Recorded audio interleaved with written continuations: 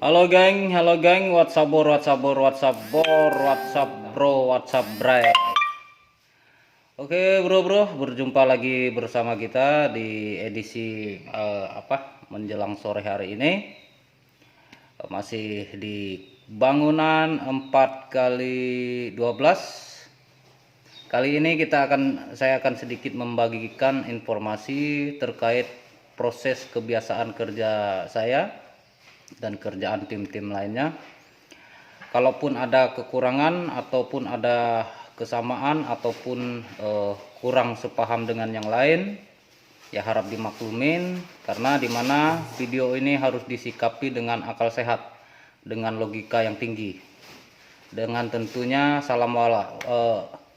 dengan cara waras. Sebelumnya selamat datang buat kawan-kawan. Sekaligus ini video terkait banyak kawan-kawan menginstruksikan bahwa untuk mereview atau memberi gambaran jarak terkait posisi LMB dengan plafon bagaimana yang tepat. Saya juga bukan mengatakan ini yang paling tepat, tidak guys, hanya saja kita berbagi informasi. Silahkan disimak video ini. Kali ini berjumpa lagi bersama kita tukang kula-kuli yang tidak lupa ngopi-ngopi guys. Jadi dimana LMB merupakan akses awal burung. Di luar kita akan membahas berapa besar pengaruh efek dari ujung atap yang berlebihan, efeknya pada proses adaptasi burung di LMB. Tapi kali ini kita membahas di mana daya pengaruh LMB dengan plafon ini sangat memberikan sesuatu efek, bisa berakibat liar bagi burung, bisa berakibat tenang, bisa berakibat yang lain-lain. Tapi sebelumnya guys, saya sedikit membahas, ini kita lagi di proses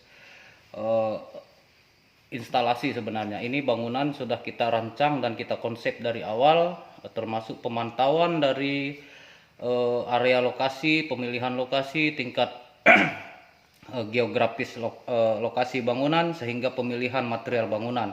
Dan yang paling penting adalah penempatan bangunan ini guys. Penempatannya, pemilihan arah LMB ini sangat berpengaruh, di mana kita harus melihat dari sisi kecepatan angin juga. Dan di sini juga bukan bangunan yang istilahnya tunggal, tidak ada saingan, ada yang lain-lain. Tapi di sini kita berusaha bersaing dengan teknik, dengan strategi, bukan dengan sesuatu yang di luar logika. Oke, saya sedikit kita sudah rancang dari awal sebelumnya bangunan ini bawah atap guys, 412.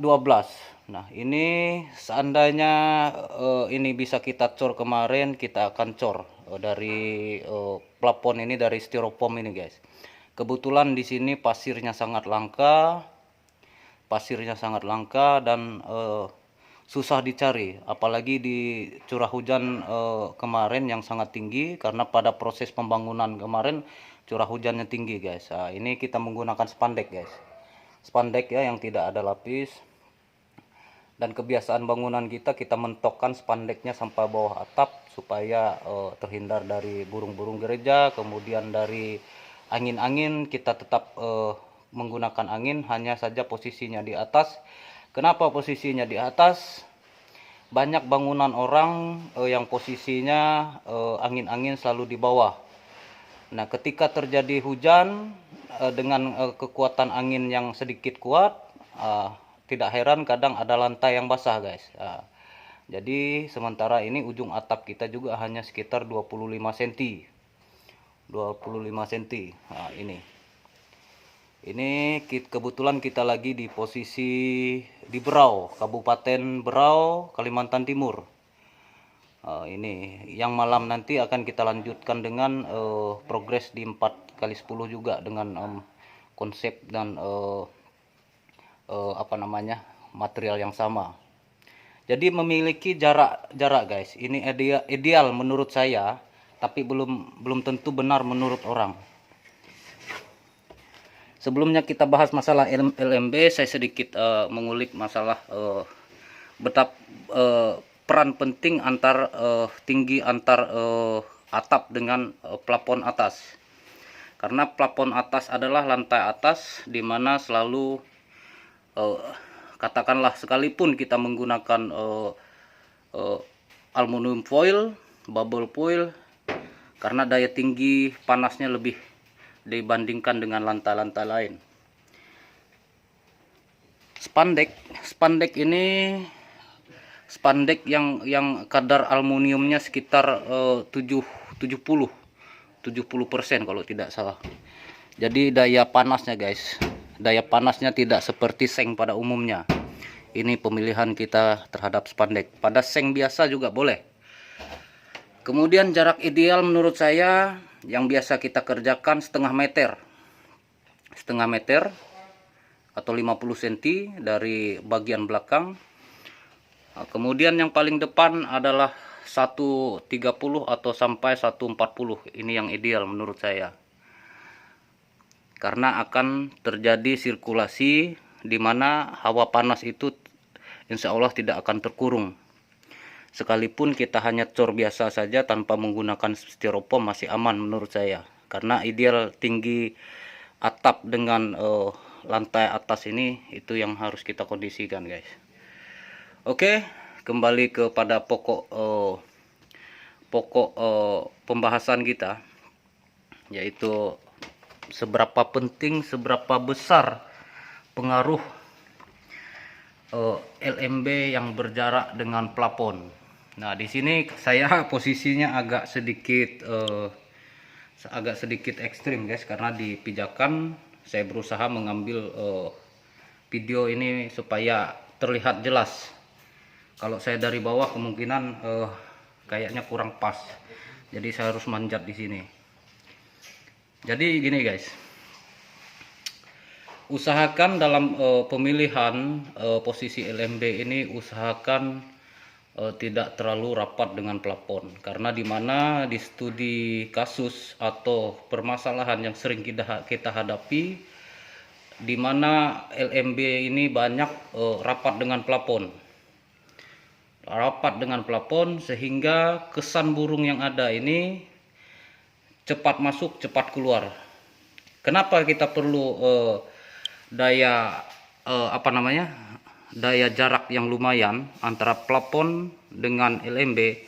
Karena sifat burung walet ini adalah berputar guys, berputar, dan dominan akan berputar ke atas, dimana dia memiliki kesempatan berputar 1-2 kali di atas, otomatis akan terdengar dari tarik, peran tarik bisa maksimal. Selain mengandalkan ruang void yang besar, kita mengatur arah terbang burung. Banyak orang mengatakan bahwa rata-rata burung ini terbangnya dominan ke atas, ke kanan. Nah, sedangkan LMB kita adalah kiri guys. Kenapa kita memilih kiri? Analisa pertamanya adalah angin. Penempatan LMB-nya harus di sini. Itu pertimbangan kita. Ya, kita bahas lebih lanjut. Minimal, sorry guys, ini agak sedikit ekstrim guys. Jadi saya harus sedikit lewat dulu. LMB kita kali ini dengan ukuran yang lumayan besar. Ada berapa kemarin? 80-90 guys. Ini 80 karena kebiasaan saya selalu LMB besar. Karena pada prinsipnya saya berpikir begini, mau makan banyak mulut jangan kecil. Jangan hanya karena cahaya kita mengabaikan peluang burung untuk masuk ke LMB. Karena besar kecil LMB akan berpengaruh kepada penempatan volume kita. Jadi di sini jarak LMB ini kebetulan kita ngambil yang terdekat antara plafon dengan LMB sekitar 1 meter guys, 1 meter. Sebenarnya kalau bisa lebih dari 1 meter itu lebih bagus, lebih mantap. Daya putar burung akan lebih lama dan awet di ruang monyet. Karena kesan burung berputar-putar adalah dominan ke atas, bukan ke bawah dulu. Beda halnya kalau burung yang sudah apa namanya?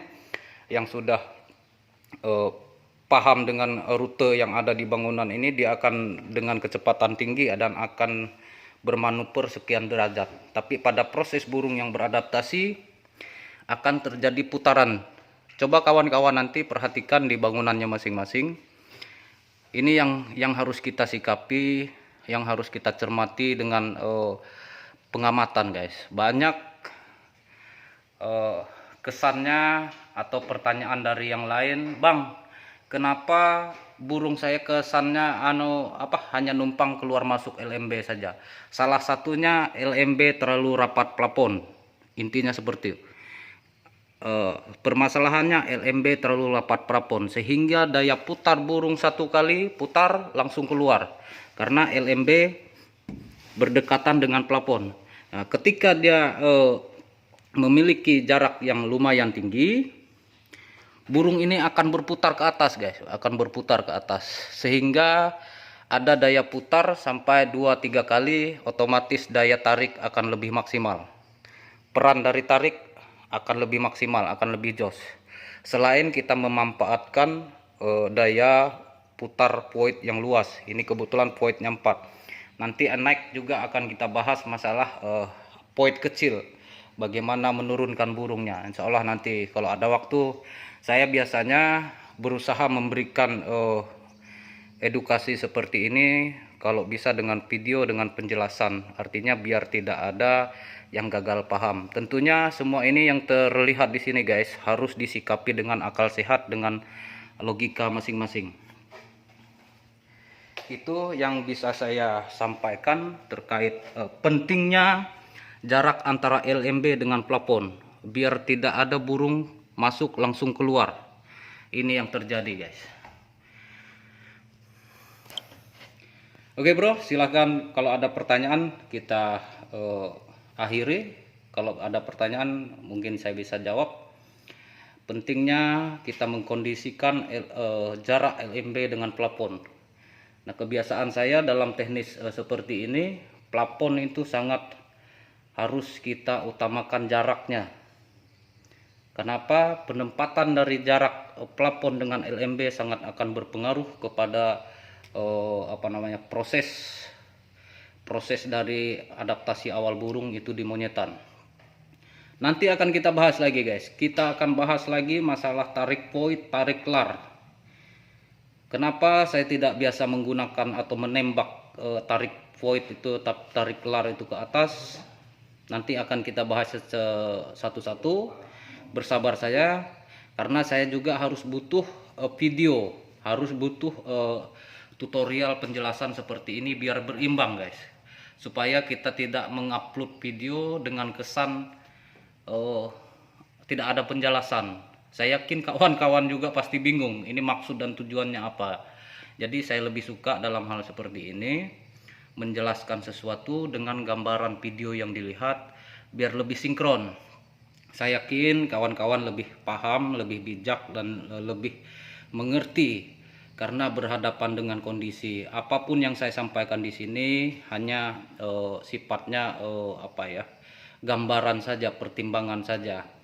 Karena saya yang yakin kawan-kawanlah yang berhadapan dengan kondisi yang logika analisanya lebih tinggi.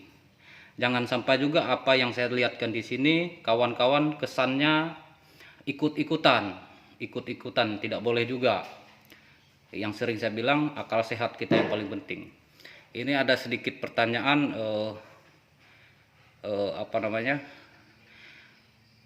ada salam berpikir logika guru. Oke, siap. Oke guys, saya sedikit ngos-ngosan tadi naik di tangga ini. Tangga ini sedikit ekstrim, guys, karena kita bukan lewat dari dalam ruangan tapi manjat di sini. Karena aksesnya kita bikin di sini, guys, tidak dari ruang inap. Supaya ruang inap lebih aman. Jadi semuanya sudah kita kondisikan safety semua. Jadi sedikit ngos-ngosan. Jadi harus manjat di sini. Oke, kita lanjut ke pertanyaan berikutnya sebelum kita akhiri. Mantap ya Bang, gemesternya, gemetarnya. Bukan gemetar takut atau apa, tapi saya ngos-ngosan naik dari tangga ini guys. Oke, lar yang sejajar LMB ke Om.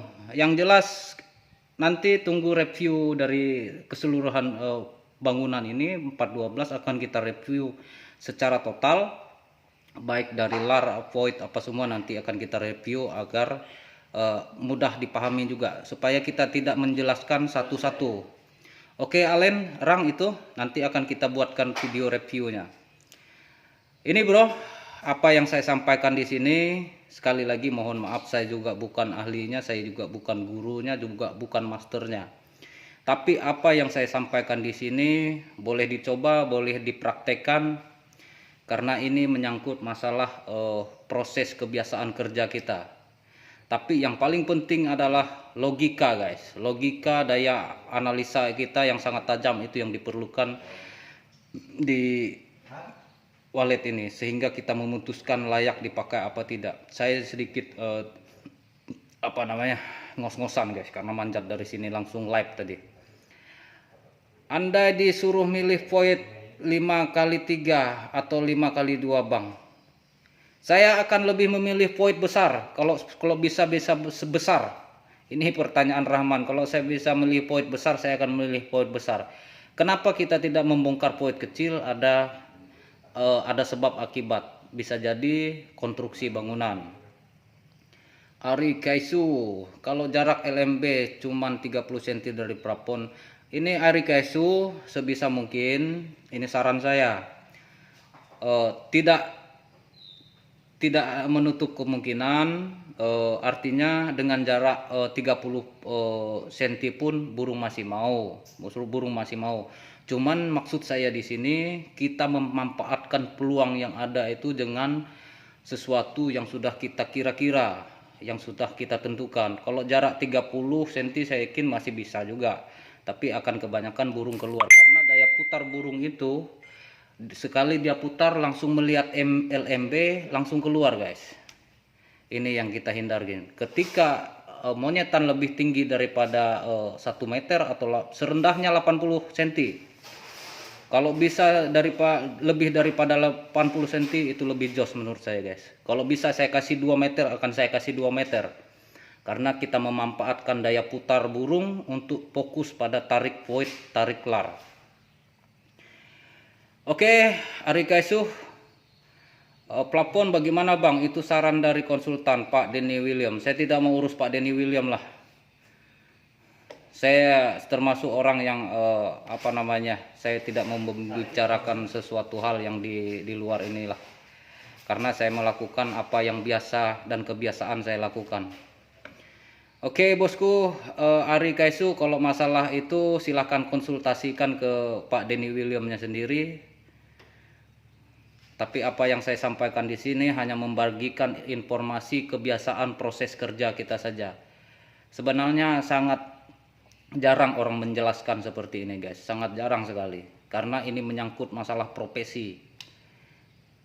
Kalau saya tidak memikirkan itu, artinya tinggal kawan-kawan lah yang berpikir bijaknya bagaimana. Karena memang betul semakin tinggi monyetan, burung akan semakin tinggi mutar ke atas. Karena bagi saya yang saya harapkan putaran burung di monyetan itu yang saya harapkan. Supaya pendengarannya lebih fokus kepada tarik dan lar. Kalau burung hanya numpang keluar masuk sekali putaran langsung keluar, tidak akan pernah fokus pada titik tarik lar dan tarik void. Oke, Ari Kaisu, masalah pertanyaan ini kalau bisa dikonsultasikan dengan yang bersangkutan. Di sini saya hanya membagi informasi terkait kebiasaan, sekali lagi kebiasaan kerja kita, proses kuli kita, inilah apa adanya. Kebetulan bangunan ini kita rancang dari nol guys. Kita rancang dari awal pemilihan lokasi, penempatan arah bangunan, termasuk pemilihan material bangunan itu sendiri, karena diimbangi dengan kontur tanah itu sendiri guys. Karena bangunan wallet ini musuh terbesarnya adalah angin.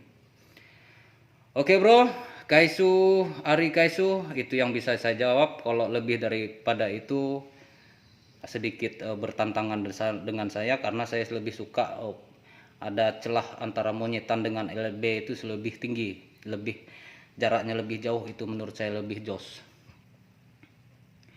Saya tidak bisa menjawab masalah itu terkait dengan strategi atau teknik orang, karena di sini saya membagikan sesuatu kebiasaan yang kita sering lakukan, itu saja.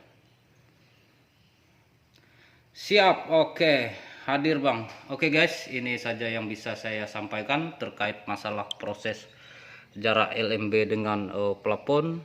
Karena sekali lagi dari apa yang kawan-kawan lihat, teman-teman, bro-bro semua lihat di sini, sekali lagi sikapi video ini dengan akal sehat.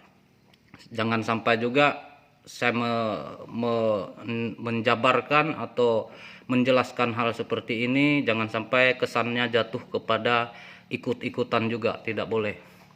Tapi harus dicermati, harus ditanggapi dengan akal sehat, dengan logika itu tadi guys. Karena bagi saya logika itu yang utama. Berapa jarak LMB lubang void yang bagus bang? Maksudnya bagaimana ini? Berapa jarak LMB sama lubang void? Oh, jarak LMB. Jarak LMB terendah menurut saya paling tepat, ini terkait proses kerja kita, paling rendah itu 80 menurut saya. Kalau lebih daripada 1 meter atau 1,5 meter itu akan lebih bagus menurut saya. Arbi, berapa jarak LMB sama lubang void? Lubang void. Kalau lubang void ini bro, saya kadang ini los begini aja bro, voidnya. Ini Abi los saja ini. Nah, ini Bu, tidak ada jarak lagi seperti apa yang dimaksud tadi itu. Kapan Ari Kaisu, kapan bagi tentang pengaruh angin pada gedung walet abangku? Masalah angin yang masih belum menemukan titik temu. Oke, nanti akan kita bahas satu-satu lah. Tapi saya maunya membahas sesuatu itu diiringi dengan konten, dengan video penjelasan guys. Artinya tidak juga bisa kita skip agar lebih sinkron pemahaman yang kita sampaikan. Kalau saya hanya membagikan video tanpa penjelasan, tanpa diinformasikan min plusnya, saya kira kurang bagus juga. Karena apa yang kita sampaikan di sini, harapannya saya sih agar bisa membantu kawan-kawan semua. Saya pun juga di sini apa adanya dari proses kerja kita guys. Oke bro, hanya ini yang bisa saya sampaikan ke kawan-kawan. Kurang dan lebihnya saya mohon maaf. Kalau ada masalah dalam penyampaian kata-kata saya tidak berkenan atau ada hal-hal lain, saya mohon maaf. Inilah proses profesi saya sebagai tukang kuli yang tidak lupa ngopi guys. Insya Allah akan kita bahas satu persatu guys. Banyak masukan dari kawan-kawan suruh saya ini membongkar trik-trik orang, teknik-teknik orang, cara-cara kerja orang. Tapi menurut saya kurang elok, kurang mantap, kurang berakal menurut saya. Karena jatuhnya akan kepada penjelekan atau kepada sesuatu hal yang negatif. Yang seperti saya sampaikan tadi, kalau ada orang lain mengatakan itu ini bagus, silahkan konsultasi di sana, jangan sama kita. Saya tidak mau membandingkan satu sama lain, tapi kita berusaha memberikan edukasi, penjelasan dari video yang real dari kita, bukan dari bahan edit-edit yang berlebihan. Karena bagi kita sangat anti pemanis buatan. Oke bro, terima kasih, itu yang bisa saya jelaskan. Apapun yang ada di kondisi bangunan kawan-kawanlah yang lebih paham, kawan-kawanlah yang lebih menguasai itu karena berhadapan dengan kondisi. Adapun yang video saya di YouTube, di Facebook, ini hanya sebagai gambaran analisa awal, bahan gambaran untuk pertimbangan awal dalam berkesimpulan sehingga siap atau tidak dieksekusi. Jangan sampai juga, sekali lagi, jangan sampai juga apa yang kawan-kawan lihat di sini hanya sekedar ikut-ikutan. Semuanya harus dianalisa. Kalau ada yang kurang, kalau ada yang bagaimana, buat kita terbuka guys. Silahkan inbox, silahkan telepon, silahkan WA, silahkan. Di sini saya maksud dan niat hati saya hanya berbagi proses kerja saja, tidak ada yang kurang dan tidak ada yang lebih. Alhamdulillah sampai hari ini kita masih bertahan sampai sekarang, walaupun hanya dengan kuli upahan lah, bahasanya seperti itu. Terima kasih bro, salam hormat selalu dari saya, sukses untuk semuanya. Terima kasih atas support dan motivasi kawan-kawan juga, selalu mendukung channel kita, selalu mendukung Facebook kita. Kurang dan lebihnya saya mohon maaf. Sekali lagi, salam cerdas, salam logika, salam waras, salam sonjet. Terima kasih.